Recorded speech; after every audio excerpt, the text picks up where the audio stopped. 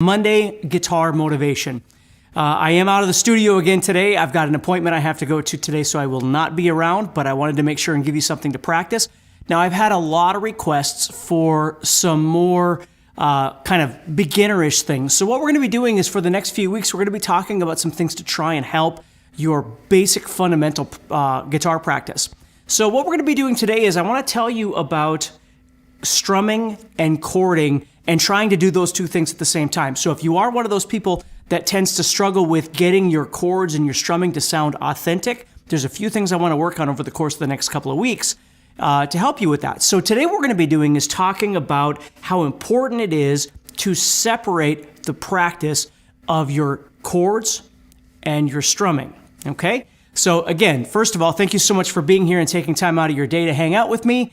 And hopefully this lesson will help you or somebody that you know, maybe you're a teacher or, you've got a friend that's learning how to play or whatever the case may be. So what we're going to do is I'm going to tell you just a real quick story. When I was a kid, I don't remember if I was like 9 years old or something like that when I first tried to learn how to play the guitar. And I lived in a very small town at the time. I grew up in Fargo, but for whatever reason, my family moved out to this really little town.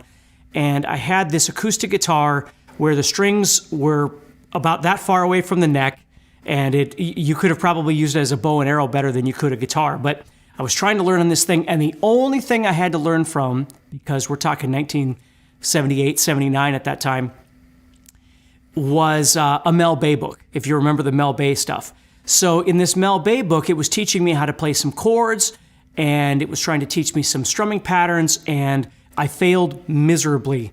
And it just didn't make any sense to me because my eyes were locked into, Rush and Kansas and Jimi Hendrix and Jimmy Page. Like I would see videos every once in a while on like a Friday night show or something like that of them playing. And I knew what the album sounded like. And when I was trying to play, it didn't sound like what they were doing. Now, again, I had no concept in my brain of what guitar playing was at that time. But it just made the whole thing more frustrating. So here's what I did wrong, and that's what I want to talk about today, is making sure that you don't do the same thing. So when I was learning how to play, you'd learn how to play, for instance, like a G chord, right? So I'd make the G, and then I'd have this strumming pattern that I was learning how to play.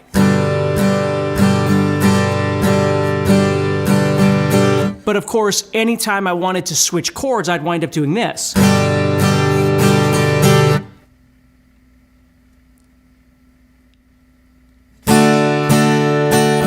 Right? That's how I played. And to be honest with you, I think those first memories of playing guitar is why I wound up becoming a teacher, is because in learning how to play that way, it was going to be very, very difficult to succeed trying to practice that way. And so now when I teach people, what I always try and explain to them is that if you think about your chording hand and your strumming hand as not really being friends, right? They're not trying to work together.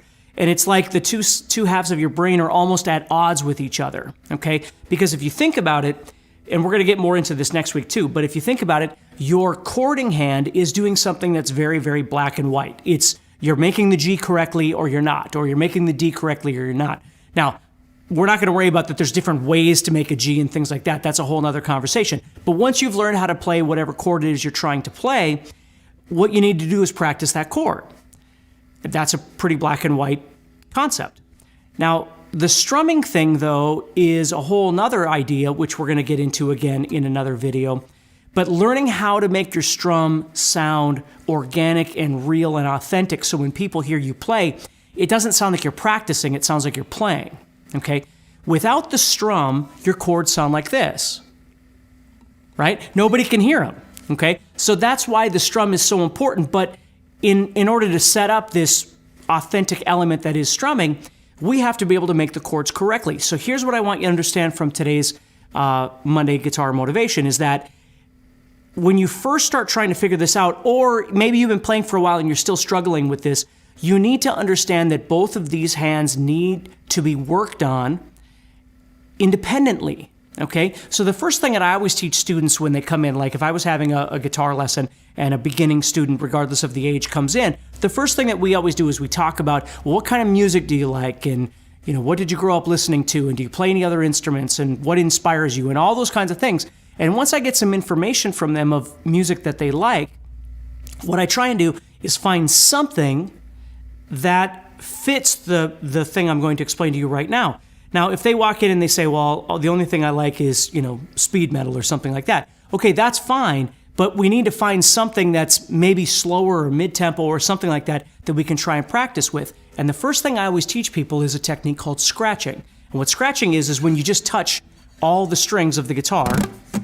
Okay? Now, I was just doing some recording, so if you wonder why this is on here, it's just keeping all the strings from making unwanted noise down here.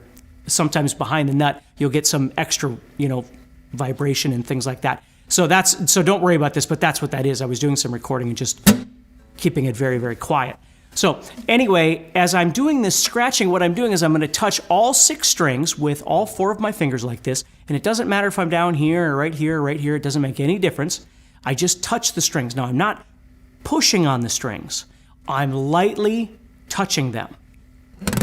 So when I strum, I'm getting this scratching sound. I'm not doing that. I'm not pressing down. I'm barely touching those strings and just kind of laying all my fingers on there. Now, you could do one, but then sometimes you're going to get sounds like that. You see, if you just lay all your fingers on there, you can get this nice, quiet scratching sound.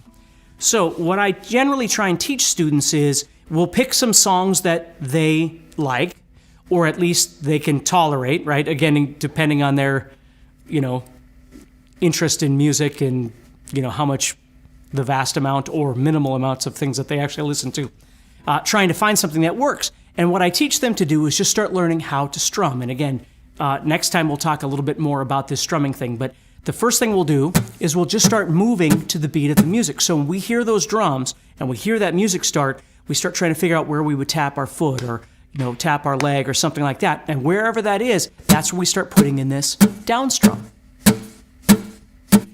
And the most important thing to teach is that the arm never really stops. In these early stages like this, we're not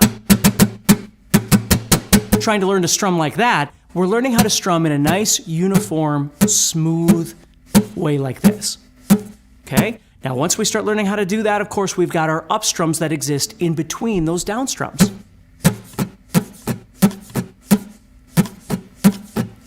Now, again, as we talk next time about the strumming aspect of this, I'm gonna tell you another story about that. But the most important thing is as you get better at this, you'll listen to the music and you'll start trying to figure out whether or not what you're doing is matching rhythmically with the guitars or whether or not what you're doing is matching more with the overall sound of the song. And a great example of this is if you go and listen to like Old Time Rock and Roll by Bob Seger. I used to use this all the time for teaching. And the one thing that you'll notice about Old Time Rock and Roll is when you listen to it, you're not hearing a prominent guitar. You're hearing the music, which is very different, right? So sometimes a student might listen to that song and go, well, I don't really hear the guitar, so I'm not sure what pattern I would play. Well, the trick is being able to listen to the music and decide on something that fits rhythmically. Now, if you think, just take those old records, there's where your downs could be, and your ups would go in between there. And I know, again, that's easier said than done, but my point is the journey of learning how to strum and learning how to listen to music and then establish a strumming pattern that fits whatever it is you're doing is practice on its own. It doesn't require chords. As a matter of fact, trying to throw chords in there is going to make all of this even more difficult, which is the point of my conversation today. So as I'm listening to Old Time Rock and Roll, I'm not really hearing the guitar with a strumming pattern per se. I'm just hearing the song and deciding on a strumming pattern that I can scratch. Now, if I can't hear a strumming pattern or something that seems to fit, at the very least what I can do is simply try and put those downs in and then start adding some ups in whatever capacity makes sense to me, right? So I might just play a pattern. Down, down, down, up, down. And maybe that's good, at least to start with, right? So as I'm listening to various songs, I'm trying to figure out how to put my downs in and then add some ups in between those downs. Now again, if this is kind of new to you or you're kind of where I'm talking about, don't worry about the perfection of finding the exact strum, It's not really that. That will come later. The most important thing is that you find the beat and you learn how to listen and play at the same time. So you have something coming in and something going out, right? So as you're listening to that music, you're just responding. It doesn't have to be the exact strum or anything like that. You're just trying to hear where's the beat and then put your downs there and start scratching to it. And even just doing downs to begin with is perfectly fine. But if you want to, you can certainly start adding some ups in between, maybe making a pattern or whatever. And if that's too much for you, it's okay. If it's not, if this makes sense to you, the next step is trying to figure out how to, and again, we'll talk about this more next time, but how to make that strum sound a bit more organic by using some dynamics. Loud and soft and hitting different, beats and missing different ones and things like that. And again, that's what we'll talk about next time. So that's the first step, is just learning how to play along with something that isn't incredibly fast, something that we can hear, we can tap our foot, and we can start putting those downs in and then add some ups if possible. If not, that's okay. We might have to wait for that. And this becomes a daily practice routine on its own, is just listening to things. You might turn on the TV or just turn on the radio and try and just practice strumming along with things that you hear. You find the beat, you figure out where the down is, and you start trying to strum to it, okay? That's what you need. And this is what I was missing in the beginning when I was trying to strum and play at the same time, is strumming to me only meant making this strumming pattern. And then I couldn't think about, because it's multitasking, right? I couldn't think about strumming and chording at the same time because I wasn't ready. And so I'd have to stop because I wasn't able to do both at the same time. So developing that scratching to various songs is very, very important. And again, we'll get to another conversation about the strumming in another Monday Guitar Motivation very soon. So the second aspect of this is developing whatever the chord or the scale hand is doing, however you want to think about it, because you can do this for any of those things. So what you need to do is, when you want to learn how to play a G or a D or a C or all three of them, you need to develop them independently and develop strength and speed to be able to do what you want to do, and accuracy. So if you wanted to play a G chord, for instance, it's not just a matter of making the G chord, it's how quickly can you make the chord and how accurately can you make that chord. And so we practice doing it repetitively. And what I always teach people is a technique I always called bouncing. I've called that since I first started teaching, because that's what it looks like, is you're picking your fingers up and setting them down, so it looks like you're bouncing. So what I do here is I take, for instance, this G chord, and what I want to train myself to do is, while retaining this shape, I want to lift my fingers off the guitar, and then I want to set them back down. And I want to be able to lift it up and keep the shape while I'm in the air, which is really the most important part of this. I don't want to pick it up and do this. I want to pick it up, keep the shape, and then set it back down. And pick it up, and then set it back down. All the while that I'm doing this, what I'm doing is concentrating on how it looks and how it feels. Now, I'm not worried about how it sounds yet because I'm not strumming yet, right? I'm just picking it up and setting it down. But while you're doing this, and while you're really doing any kind of practice, always remember what I refer to as focus practicing, which is, don't have the TV on distracting you, or talking to somebody, or worried about that you're only going to practice for 1 minute, then you need to move on to, playing some video games or something. Take the time, even if it's only 10 minutes, take the time and focus on what you're doing. Give everything that you've got to that application of that technique or that idea. So you're really ingesting what it is that you're practicing. So I'm looking at the G, I'm thinking about the G, I'm watching what's happening, I'm thinking about how all of my fingers feel as I lift those fingers up and I set them back down. That's the best way of being able to retain this information, is be in the moment with whatever it is you're practicing. Again, regardless of whether it's 5 minutes or 35 minutes, right? Just whatever it is that you've got, you're trying to really practice and think about what you're doing. So the next time you come back to the guitar and you make that G, this is all repetitive, right? Like muscle memory, really. So what you're doing is you're thinking about, as I make this G, where's my elbow at, right? Where's my shoulder at? And I'm looking at this. I've always called this the rock star syndrome. For some reason, especially beginning guitar players, when they first start playing, I don't know if it's innate or if somebody told them, but nobody wants to look at their guitar. It's like driving and not looking at the road or closing your eyes or something.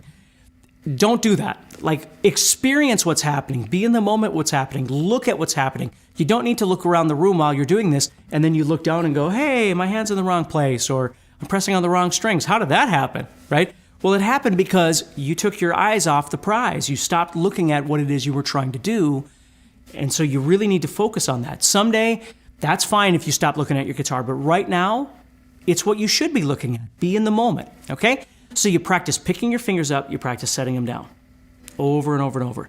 And don't worry about how fast it is. Like, that's the first thing, again, that people go to is, well, I better do this as fast as humanly possible, even though I'm doing a terrible job.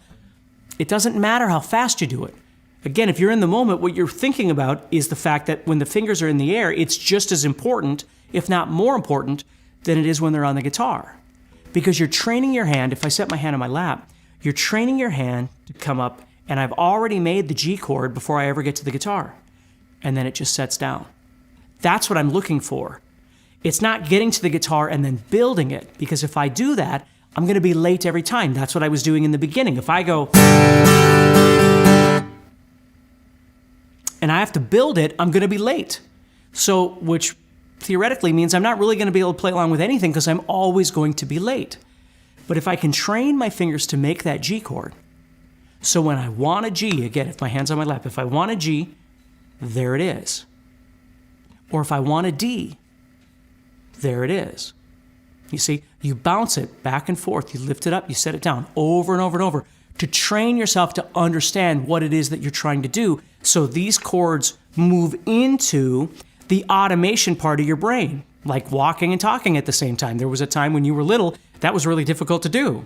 When you got older, you don't even think about it anymore, even though, once in a while we stumble here and there. But for the most part, we can do it without even worrying about anything, right? Because that's how it works. Well, this and this have to work the same way. I have to develop this to automation. And what I always do with students when I used to teach lessons, private lessons, is I'd have them practice their strumming, and then I would ask them questions while you're strumming. Like, they'd be playing whatever, right? And I'd say, okay, what's your phone number?